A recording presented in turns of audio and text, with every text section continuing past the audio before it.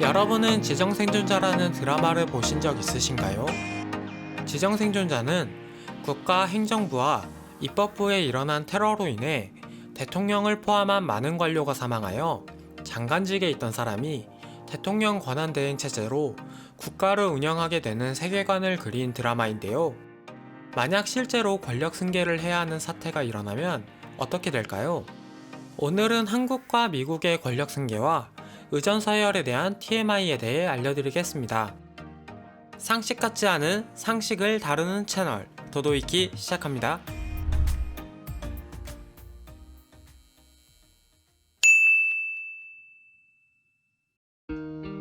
하나. 대한민국의 의전 서열과 승계 순위. 대통령께서 서거하셨습니다. 대한민국 대통령의 국정연설이 열리던 국회의사당이 갑작스런 폭탄 테러를 받아 붕괴가 되고 국무위원 중 유일하게 생존한 환경부 장관 남무진은 승계 서열에 따라 60일간 대통령 권한 대행으로 승계하게 됩니다. 환경부 장관의 승계 서열은 16위. 그렇다면 테러로 인해 16위 이전의 관료들은 테러에 휘말리게 되었다는 것인데요. 그렇다면 국정연설에 참여할 수 있던 의전 서열과 어떤 서열로 인해 대통령 권력 승계가 이루어진 걸까요? 먼저 권력 승계를 알아보기 전에 의전 서열에 대해 알아볼 텐데요. 의전 서열은 한 단어로 설명하면 예절입니다. 참여자의 요직과 서열에 따라 각각 예우가 달라집니다. 그렇다면 우리나라의 의전 서열은 어떻게 될까요? 우리나라는 의전 서열의 공식화는 없지만 각 요직의 대우에 관한 법 조항과 관행에 따라 의전 서열이 존재합니다. 1위는 국민투표로 당선된 대통령, 2위 국회의장, 3위 대법원장과 헌법재판소장 순으로 상권 분립을 기초로 행정, 입법, 사법부의 수반이 최우선 순위로 올라오죠.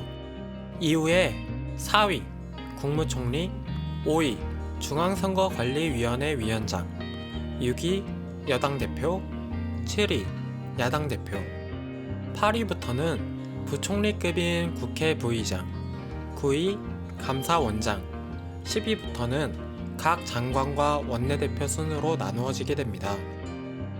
지정생존자에서 참석자 대부분은 의전 서열에 의해 국정연설을 참여하게 되어 모두 테러에 휘말린 것이죠.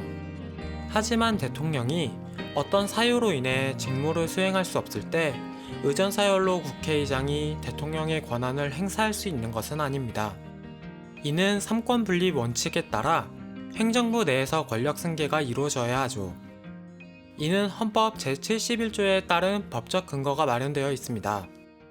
1순위는 국무총리, 2위 기획재정부 장관, 3위 교육부 장관, 4위 과학기술정보통신부 장관, 5위 외교부 장관 순으로 총 19위까지 있으며 장관급 인사가 권력 승계를 하게 됩니다.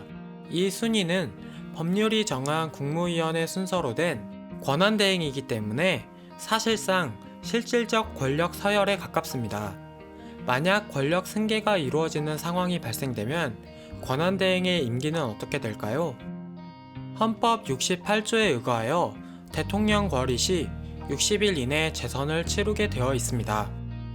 60일간 권한대행은 국군 통수권과 외교권, 조약 체결, 비준권, 법률안 등등 법이 정한 대통령의 모든 권한을 임시로 부여받아 어지러운 상황을 수습하고 다음 선거를 위해 국가를 안정시켜야 하죠. 60일 지정생존자의 남무진 대통령 권한대행이 이런 근거로 인해 권력을 승계받은 것이죠. 그렇다면 미국은 우리나라와 어떻게 다를까요? 둘. 미국의 의전 서열과 승계 순위.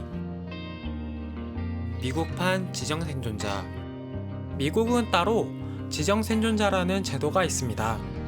테러로 인해 요직의 인물이 사망하게 되었을 때도 정부가 셧다운되는 것을 방지하기 위해 만들어진 제도인데요. 주인공 톰 커크먼은 권력 말단에 있는 승계서열 13위인 주택도시개발부 장관이었습니다. 미국의 연두교서가 있던 날 톰 커크먼은 지정생존자로 지정이 되어 대통령 연설과 정치계의 파티에 참석하지 못하게 됩니다.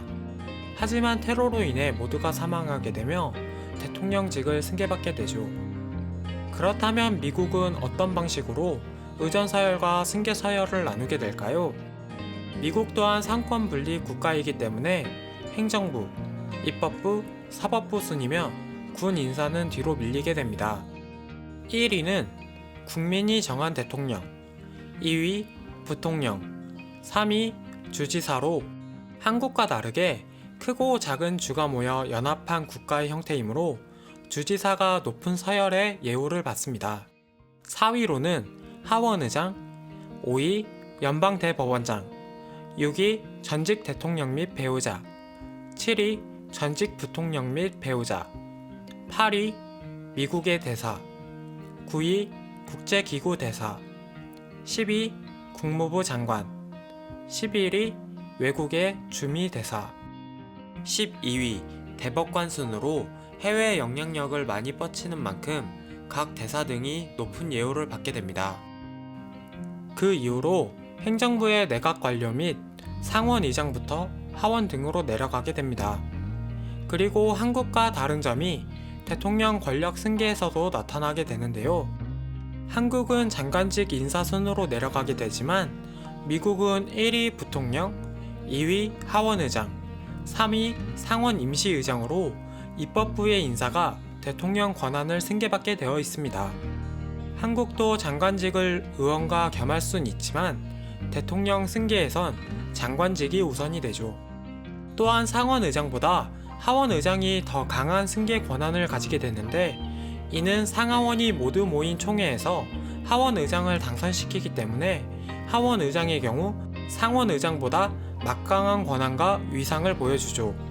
그 뒤로 4위 국무부 장관, 5위 재무부 장관, 6위 국방부 장관 순으로 한국과 마찬가지로 장관직 인사가 권력을 승계하는 방식입니다.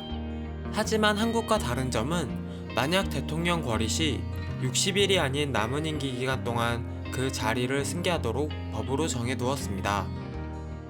이는 권한 대행이 아닌 대통령 직책의 승계입니다. 톰 커크먼은 국민이 뽑은 대통령은 아니지만 권력 승계로 대통령의 남은 임기 동안 업무를 봐야 하는 입장이 되는 것이죠. 정치 이전에 학자의 모습이 점차 시간이 지나며 정치인으로 바뀌게 되고 적응해 나가는 모습이 매우 재미있는 드라마였습니다. 여기까지 한국과 미국의 의전서열과 권력 승계에 대한 TMI.